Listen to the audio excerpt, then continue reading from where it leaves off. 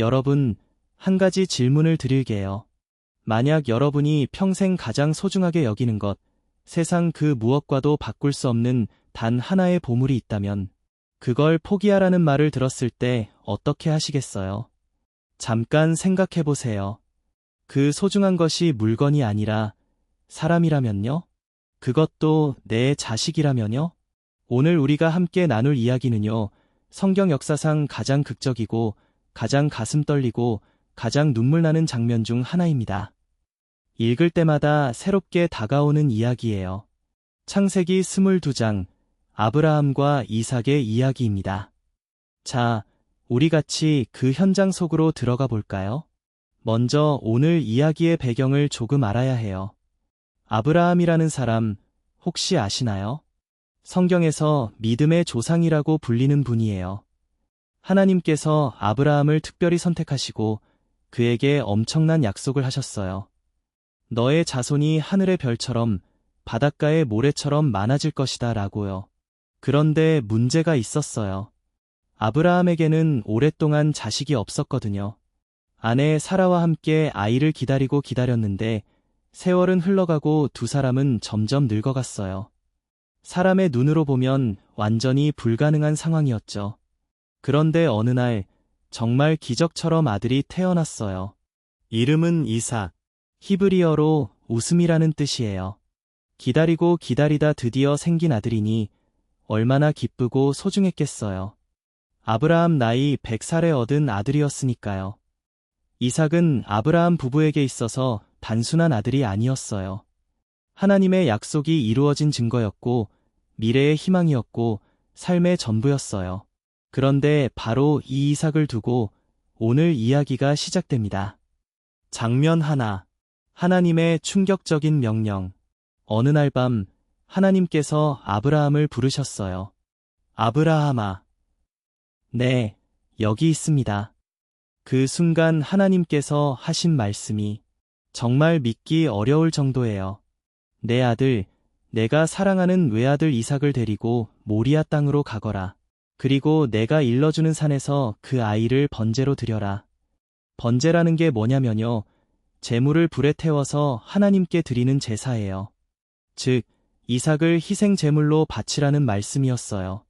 이 말씀을 들은 아브라함의 마음이 어땠을까요? 성경은 아브라함이 그 순간 어떤 표정을 지었는지, 얼마나 오래 고민했는지 말해주지 않아요. 딱 행동만 기록해요. 그게 오히려 더 가슴을 울리죠. 우리가 상상해보면요, 그 밤 아브라함은 아마 눈을 감고 하늘을 올려다봤을 거예요. 심장이 쿵 내려앉는 느낌, 숨이 막히는 그 순간, 100살에 얻은 아들, 이삭의 얼굴이 눈앞에 선하게 떠올랐을 거예요. 까르르 웃는 얼굴, 아버지 손을 잡고 걷는 작은 손길. 그런데도 아브라함은 그 자리에서 무너지지 않았어요. 장면 둘, 새벽에 길을 떠나는 아버지. 다음 날 아침 일찍 아브라함은 일어났어요. 얼마나 일찍이냐면 성경에 이른 아침에라고 나와요. 날이 밝자마자, 아니 채 밝기도 전에 일어난 거예요. 아브라함은 나귀의 안장을 얹고 하인 2명과 아들 이삭을 데리고 길을 떠났어요. 그리고 번제에 쓸 나무를 직접 해서 챙겼어요. 이 장면이 참 마음을 건드려요. 아브라함이 얼마나 흔들리지 않으려 했는지, 괜히 시간을 끌면 마음이 약해질 것 같아서 재빨리 움직인 건 아닐까요? 하나님께서 말씀하신 산은 모리아 산이었는데 거기까지 사흘길이었어요. 사흘이요. 걷고 걷고 또 걷는 사흘 동안 아브라함의 마음이 얼마나 복잡했을까요? 옆에는 이삭이 해맑게 걷고 있고 아버지인 자신은 그 아이를 제물로 드리러 가는 길이에요. 이 아이러니를, 이 무거움을 아브라함은 혼자 감당하며 걸었어요. 사흘째 되던 날 아브라함이 눈을 들어 멀리 바라보니 그 산이 보였어요. 드디어 목적지가 보인 거예요. 아브라함은 하인들에게 말했어요. 너희는 여기 나귀와 함께 있어라. 나와 이 아이는 저기 가서 예배드리고 돌아오겠다. 잠깐요. 지금 아브라함이 한 말을 다시 들어볼게요. 나와 이 아이는 예배드리고 돌아오겠다. 둘이 함께 돌아오겠다고 했어요. 이삭을 제물로 드리러 가는 길인데 왜 우리 둘이 돌아올 것이라고 했을까요? 히브리서 11장에 그 답이 나와요. 아브라함은 이렇게 생각했대요. 하나님께서는 이삭을 죽은 자 가운데서도 살려내실 수 있다고요. 믿을 수 없지 않으세요? 이게 바로 아브라함의 믿음이에요. 눈에 보이는 현실이 아니라 하나님의 능력을 더 크게 본 거예요. 장면 셋, 아버지와 아들의 대화. 이제 아브라함과 이삭, 단 둘이 산을 오르기 시작해요. 아브라함은 번제에 쓸 나무를 이삭에게 지웠어요. 아들에게 나무를 지웠다는 게 나중에 예수님이 십자가를 지신 모습과 겹쳐 보여서 참 많은 분들이 이 장면에서 눈물을 흘리기도 해요. 그렇게 함께 걸어가는데 이삭이 아버지를 불렀어요. 아버지. 응, 얘야, 왜? 불도 있고 나무도 있는데 번제로 드릴 양은 어디 있어요? 이 질문이요. 이 한마디가 아브라함의 심장을 찌르는 것 같았을 거예요. 아들은 아무것도 몰라요. 자기가 제물이 될 거라는 것도 모르고 그냥 순수하게 아버지 손을 잡고 같이 걸어가면서 궁금한 걸 물어보는 거예요. 아브라함은 뭐라고 대답했을까요? 아들아, 번제로 드릴 양은 하나님이 직접 준비해 주실 거야. 이 말이 단순한 둘러대기가 아니에요. 아브라함이 진심으로 믿은 고백이었어요. 하나님이 준비하실 것이다. 이 믿음이 그를 여기까지 걸어오게 한 거예요. 이렇게 둘은 손을 잡고 계속 산을 올라갔어요. 장면 넷, 결정적인 순간. 드디어 하나님이 말씀하신 곳에 도착했어요. 아브라함은 그곳에 돌을 쌓아 제단을 만들었어요. 그리고 나무를 버려 놓았어요. 그리고 이삭을 결박했어요. 묶은 거예요. 이삭이 이 상황을 어떻게 받아들였을까요? 성경은 이삭이 반항했다는 기록을 남기지 않아요. 조용히 아버지가 하는 대로 두었어요. 이삭은 아마 이때쯤 상황을 눈치챘을 거예요. 그래도 아버지를 믿고 그 아버지가 믿는 하나님을 믿고 순종한 거예요. 아브라함은 이삭을 제단 위에 놓인 나무 위에 올려놓았어요. 그리고 손을 뻗어 칼을 잡았어요. 이 장면을 상상해 보세요. 아버지의 손이 떨리고 있었을 거예요. 눈물이 흘렀을 거예요. 하지만 멈추지 않았어요. 칼을 높이 들었어요. 바로 그 순간이었어요. 아브라함아, 아브라함아.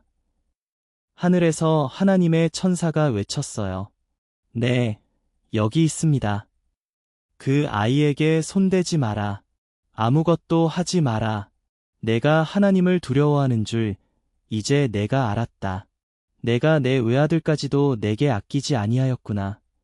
아브라함이 눈을 들어보니 덤불에 뿔이 걸린 순양 한 마리가 있었어요. 하나님께서 진짜로 제물을 준비해 놓으신 거예요. 아브라함은 그 순양을 잡아 아들 대신 번제로 드렸어요. 그리고 그 산에 이름을 지었어요. 여호와 이레, 히브리어로 하나님이 준비하신다는 뜻이에요. 오늘도 이 말이 남아 전해져요. 여호와 이레, 하나님이 준비하신다. 장면 5, 하나님의 축복. 그때 하나님의 천사가 하늘에서 다시 아브라함을 불렀어요. 내가 나를 두고 맹세하노니 내가 이 일을 행하여 내 외아들도 아끼지 아니하였은즉 내가 내게 큰 복을 주고 내 자손이 하늘의 별과 같이 바닷가의 모래와 같이 많게 하리라. 내 씨로 말미암아 천하 만민이 복을 받으리니 이는 내가 내 말을 순종하였음이니라. 이 말씀이 얼마나 어마어마한 약속인지요. 하나님께서는 아브라함의 믿음을 확인하신 후에 처음 하셨던 약속을 다시 한번 더 크고 확실하게 확인해 주셨어요. 내 자손이 천하 만민에게 복이 될 것이다라는 이 약속은 나중에 예수님을 통해 온 세상이 구원받는 이야기로 이어지게 됩니다. 아브라함과 이삭은 함께 산을 내려왔어요. 올라갈 때와 내려올 때 분명히 같은 길인데 완전히 달랐을 거예요. 올라갈 때는 무거운 침묵이었다면 내려올 때는 어떤 말로도 설명할 수 없는 감사와 안도감이 흘렀겠죠. 아버지와 아들이 나란히 손을 잡고 산을 내려오는 그 모습, 참 아름답지 않나요? 이제 오늘 이야기의 교훈을 함께 생각해 볼게요. 첫째, 믿음은 행동으로 나타납니다.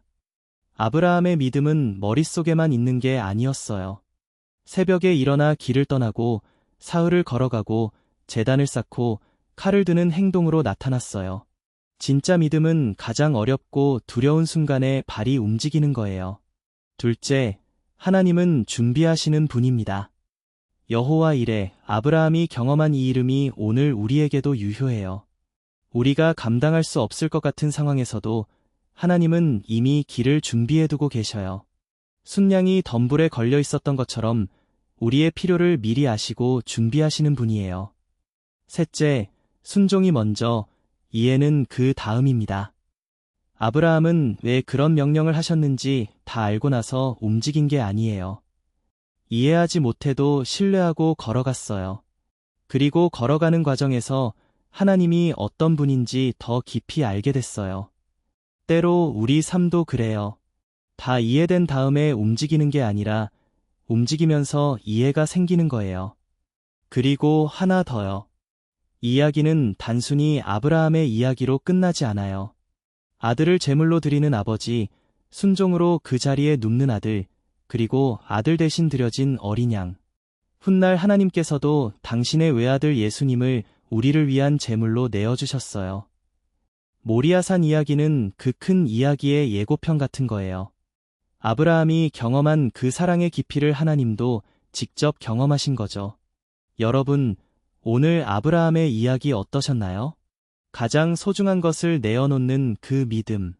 이해되지 않아도 하나님을 신뢰하며 한 걸음씩 나아가는 그 발걸음. 그리고 하나님은 반드시 준비하신다는 그 약속.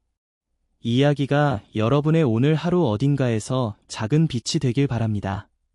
힘든 일이 있으신가요? 앞이 막막하게 느껴지시나요? 그렇다면 오늘 이 말을 기억해 주세요. 여호와 이레, 하나님이 준비하신다. 오늘 이야기 어떠셨나요? 다음에도 함께해요. 구독과 좋아요 눌러주시면 큰 힘이 됩니다.